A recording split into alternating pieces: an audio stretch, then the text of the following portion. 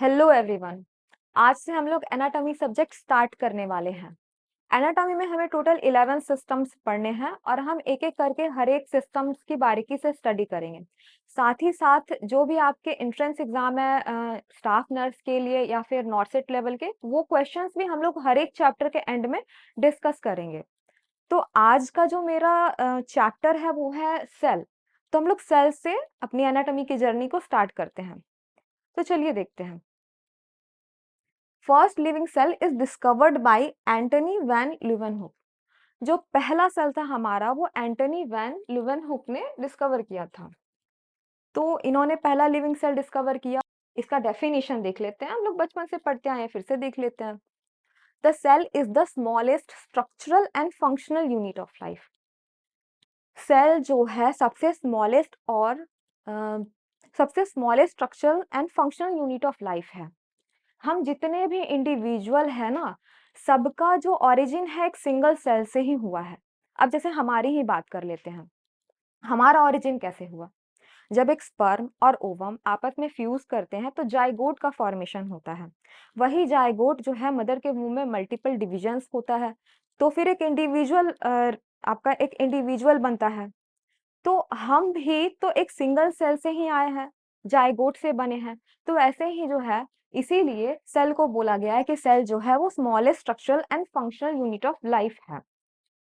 देखिए, हमारी जो बॉडी है वो 100 ट्रिलियन ऑफ सेल्स से मिलकर बनी है। अब बहुत सारे सेल हैं, लेकिन सबका जो है फंक्शंस अलग अलग है। सबने अडेप्ट किया है अलग अलग तरह के फंक्शंस को परफॉर्म करने के लिए।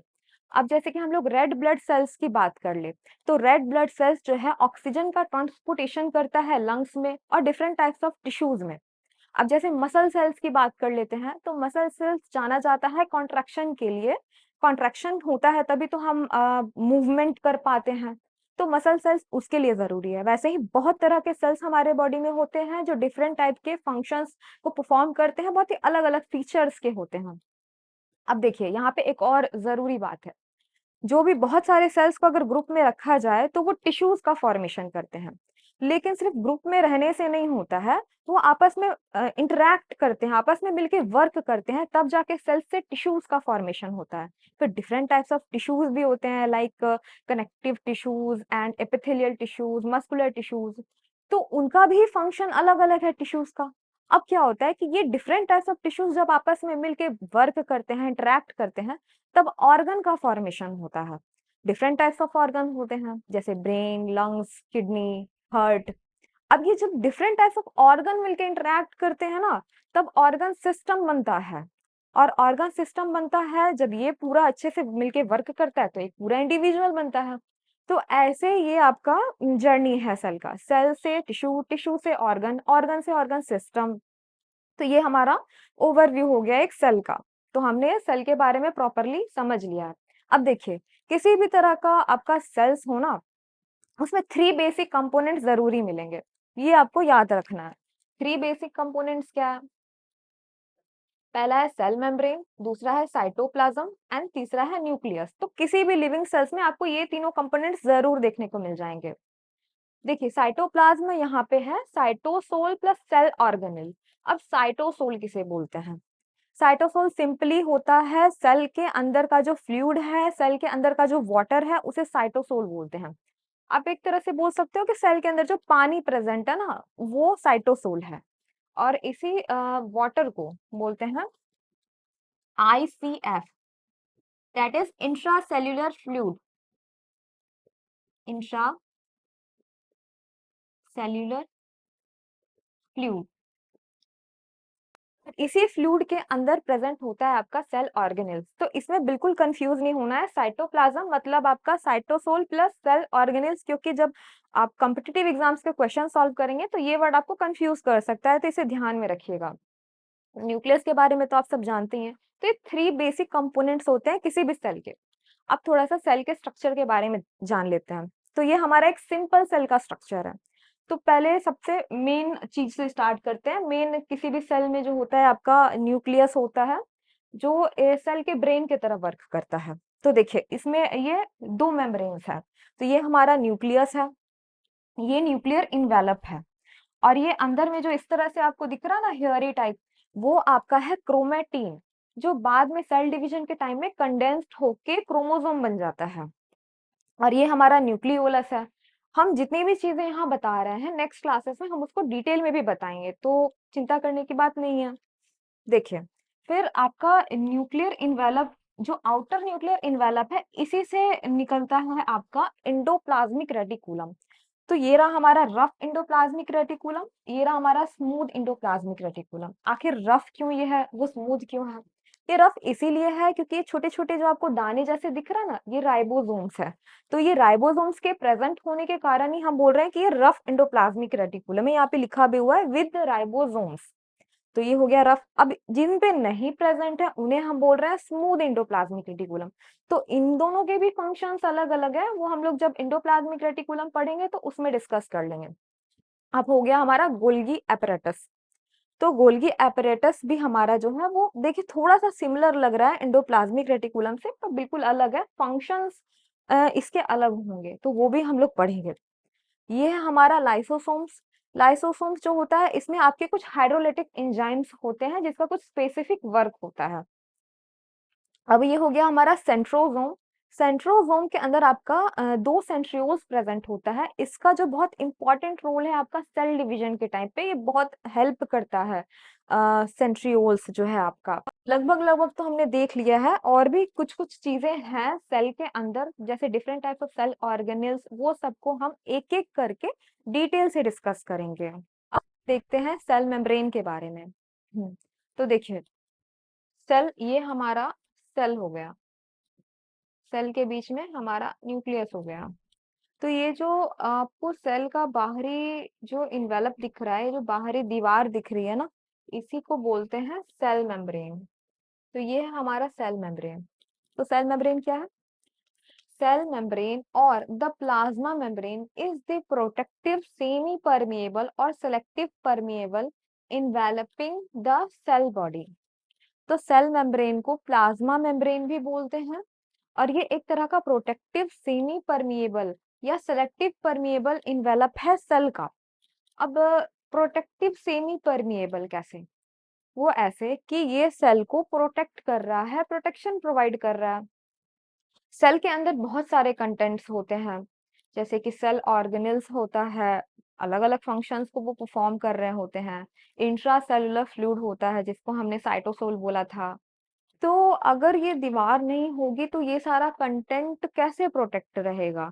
तो इसीलिए हम इसको बोल रहे हैं कि ये एक प्रोटेक्टिव सेमी परमिएबल मेम्ब्रेन है। और साथ ही साथ हमने यहाँ पे क्या बोला है?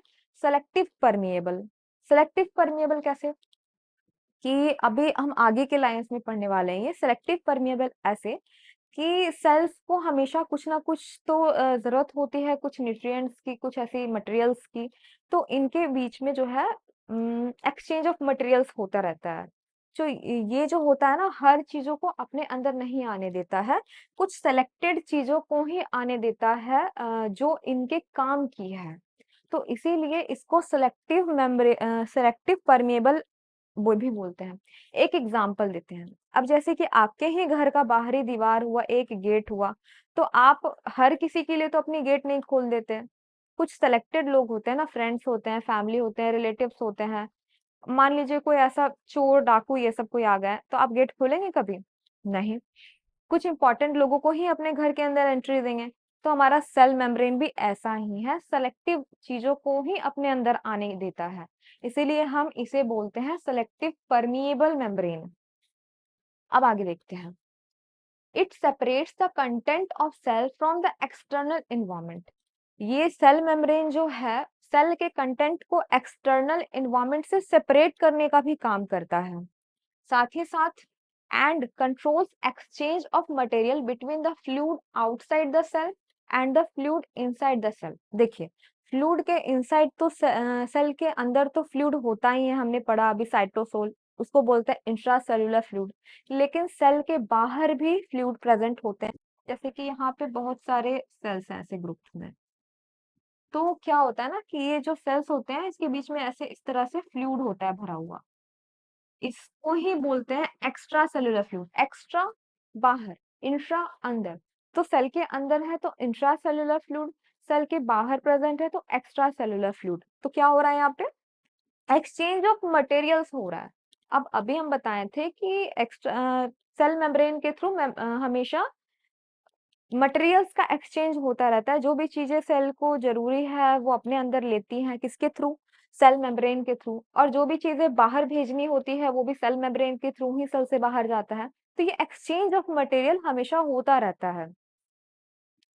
अब देखिए, इसकी थिकनेस जो होती है वो 7 से 10 नैनोमीटर या 70 से 100 एंगस्ट्रॉन है, ये आप याद रखिएगा। The cell membrane is composed of complex mixture of lipids, proteins and carbohydrates. तो सेल मेम्ब्रेन जो है 3 चीजों से मिलकर बनी है, लिपिड्स, प्रोटीन्स एंड कार्बोहाइड्रेट्स। तो ये आप याद रखिएगा। लिपिड्स होते हैं आपकी 40%, प्रोटीन्स होती हैं 55% एंड कार्बोहाइड्रेट होती है 5%। अब हम देखेंगे fluid Mosaic model of membrane structure. तो ये फ्लूइड मोजाइक मॉडल जो है आपका सिंगर एंड निकोलसन ने दिया था, और इन्होंने बहुत अच्छे से सेल मेम्ब्रेन के स्ट्रक्चर को समझाया। और भी कई मॉडल्स आए, लेकिन ये सबसे ज्यादा एक्सेप्टेड मॉडल है। तो इसमें जो है ये आप पढ़ेंगे तो आपको समझ में आ जाएगा कि एग्जैक्टली सेल मेम्ब्रेन का स्ट्रक्चर कैसा है और साथ ही साथ इसका फंक्शन क्या है। तो देखते हैं। देखिए, जैसे कि हमने अभी देखा कि हमारा जो सेल मेम्ब्रेन है वो 3 कंपोनेंट्स होते हैं, इसके 3 चीजों से मिलकर बना है, that is lipid, proteins and carbohydrates. तो अब हम थोड़ा सा उसके बारे में और जानते हैं। पहला है phospholipid bilayer. It is the basic continuous structure of cell membrane present in fluid form.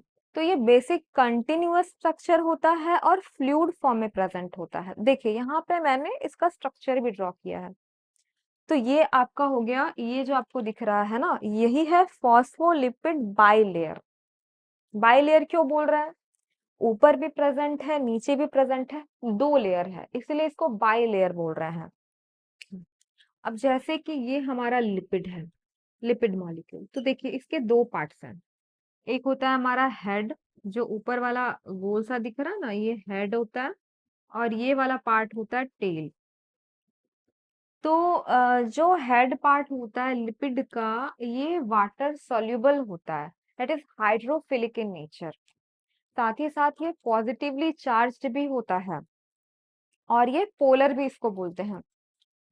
और जो टेल पार्ट होता है ना, वो हाइड्रोफोबिक होता है, इनसोल्यूबल इन वाटर होता है, इसको पानी से ना डर लगता है, तो इसको बोलते हैं कि ये हाइड्रोफोबिक होता है। तो ये आपका जो है वाटर सोल्यूबल है, तो ये पानी में घुल जाएगा। और ये जो है हाइड्रोफोबिक मतलब पानी से डरता है, ये इनसोल्यूबल इन वाटर है। तो इस फॉर्म में ये आपस में अरेंज्ड होते हैं 2 लेयर्स में। तो ये हमारा हो गया फॉस्फोलिपिड का लेयर। दूसरा है हमारा प्रोटीन्स। तो प्रोटीन्स हमारे जो होते हैं, यहाँ पे देखिए 2 तरह के हैं, एक पेरिफेरल प्रोटीन्स, एक ट्रांस मेम्ब्रेन प्रोटीन्स। तो पेरिफेरल, पेरिफेरल का मतलब क्या होता है? पेरिफेरी मतलब कोई भी चीज आउटर एज पर प्रेजेंट होना, मतलब बाहरी हिस्से पर प्रेजेंट होना। तो एक हो गया इंट्रिंसिक प्रोटीन्स, एक हो गया एक्सट्रिंसिक प्रोटीन्स। तो देखिए, जो सेल के इनसाइड वाले पार्ट में प्रेजेंट होगा, जिधर न्यूक्लियस है उस साइड उसका फेस होगा, और वहां पे जो प्रोटीन्स प्रेजेंट होगा वो होगा आपका इंट्रिंसिक प्रोटीन्स। और जो सेल मेम्ब्रेन के आउटर पार्ट पर प्रेजेंट होगा, आउटर एज पर, वो हो गया एक्सट्रिंसिक प्रोटीन्स। तो जो बहुत सारे ग्रुप ऑफ सेल्स प्रेजेंट हो गए ना, तो वो ग्रुप्स ऑफ सेल्स की तरफ इसका मुंह होगा, और सेल के इनसाइड की तरफ किसका फेस होगा? इंट्रिंसिक प्रोटीन्स का फेस होगा। तो ये हो गया हमारा पेरिफेरल प्रोटीन्स। तो देखिए यहाँ पे इंट्रिंसिक प्रोटीन्स जो होता है सेल के अंदर एंजाइम्स की तरह वर्क करता है, और जो हमारा एक्सट्रिंसिक प्रोटीन्स हो गया, ये आउटर एज पर प्रेजेंट है, ये CAM की तरह वर्क करेगा, that is cell adhesion molecules. बहुत सारे ग्रुप में सेल प्रेजेंट हो गए ना, तो सेल को सेल से जोड़ के रखेगा। तो ये हो गया ये सेल एडहेसिव मॉलिक्यूल्स की तरह वर्क करेगा, और ये एंजाइम्स की तरह वर्क करेगा। और ये हमारा दूसरा क्या है, ट्रांस मेम्ब्रेन प्रोटीन्स या इंटीग्रल प्रोटीन्स। इंटीग्रल प्रोटीन्स या ट्रांस मेम्ब्रेन, क्योंकि देखिए इसने मेम्ब्रेन को क्रॉस कर दिया है, इसलिए हम यहाँ बोल रहे हैं इसको ट्रांस मेम्ब्रेन प्रोटीन्स। ये बहुत इसका इंपॉर्टेंट रोल है। ये आपका एक तरह से कैरियर प्रोटीन्स का वर्क कर रहा होता है। कोई भी मॉलिक्यूल्स हो गया या कोई भी ऐसी जरूरी चीजें हो गई जो सेल को चाहिए, तो ये आपका सेल सेल के बीच में ट्रांसपोर्टेशन का वर्क कर रहा होता है। ये जो ट्रांस मेम्ब्रेन प्रोटीन्स है, ये कैरियर प्रोटीन्स की तरह वर्क करता है। तो यहाँ हमने दो तरह की प्रोटीन्स देखी, peripheral proteins and transmembrane या इंटीग्रल प्रोटीन्स। अब तीसरा जो हमारा सेल मेम्ब्रेन का जो एक पार्ट है वो है कार्बोहाइड्रेट। तो कार्बोहाइड्रेट हमने देखा था कि ये सिर्फ 5% ही प्रेजेंट है। The main purpose of carbohydrate chain is cell to cell recognition. इसका जो मेन पर्पस है वो सेल से सेल का रिकॉग्निशन कराता है, ये एक तरह से पहचान दिलवाता है सेल को। अब वो देखिए वो कैसे, अगर ये चेन जो है कार्बोहाइड्रेट्स की जो चेन है, अगर लिपिड्स के ऊपर प्रेजेंट है तो ये ग्लाइकोलिपिड्स कहलाएगी। और अगर यही चेन आपका प्रोटीन्स के ऊपर प्रेजेंट है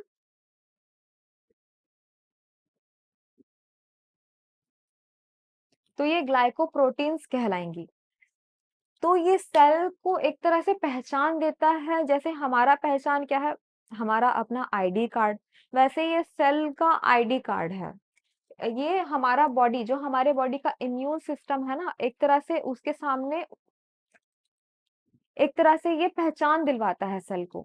अब जैसे कि कोई बाहरी कोई फॉरेन पार्टिकल्स हमारे बॉडी में एंटर करता है, कुछ बैक्टीरिया एंटर करते हैं, तो कैसे हमारा इम्यून सिस्टम तुरंत एक्टिव हो जाता है और तुरंत से हमला कर देता है उस पे, क्योंकि उसके पास ये बैजेस प्रेजेंट नहीं होती है। तो इम्यून सिस्टम को पता चल जाता है कि ये हमारे बॉडी का हिस्सा नहीं है, इसको दूर करो, इसको खत्म करो।